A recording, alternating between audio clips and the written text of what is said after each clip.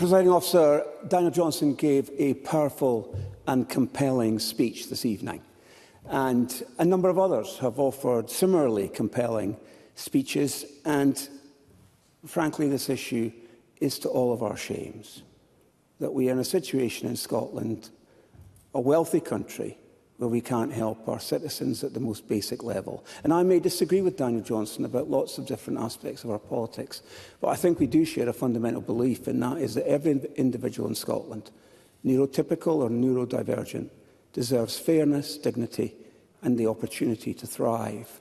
And that's why today I'm standing to speak on behalf of my constituents in Forth Valley who are being denied precisely that. As members of this Parliament, we carry the responsibility of building a Scotland where every person is supported to reach their full potential, a Scotland where barriers are dismantled and where work is not just a means to an end, but a path to purpose, independence and respect. And yet the actions of this government and NHS Forth Valley run counter to that vision.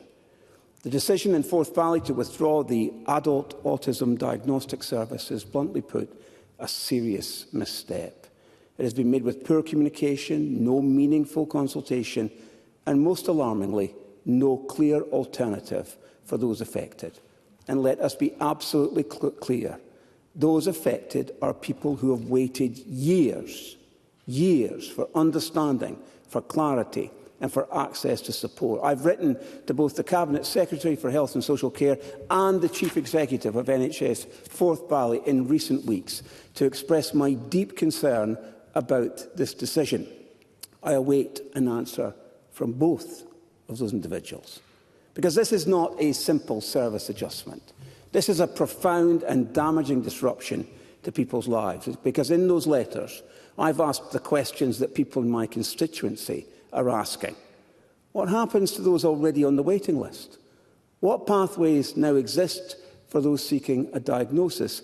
And what are employers meant to do when individuals visibly in need of support cannot obtain the formal recognition required to unlock that support? These are not abstract questions. These are practical, urgent concerns, particularly for those seeking work and who now face yet another barrier to opportunity. Presiding Officer, a diagnosis is not the end of the journey, it's the beginning.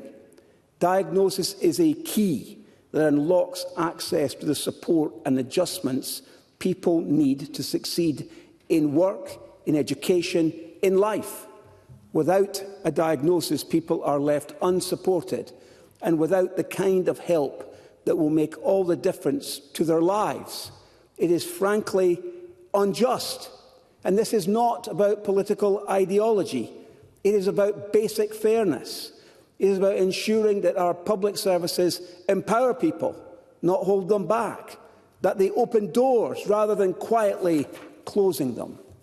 The message this decision sends is deeply troubling. It discourages people from seeking help. It frustrates employers who want to do the right thing.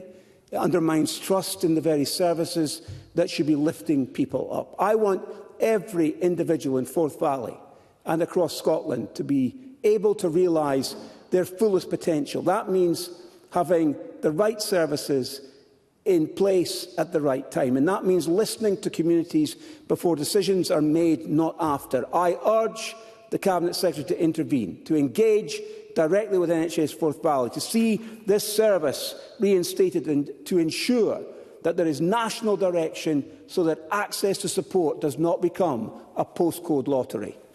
Thank you, Mr. Kerr.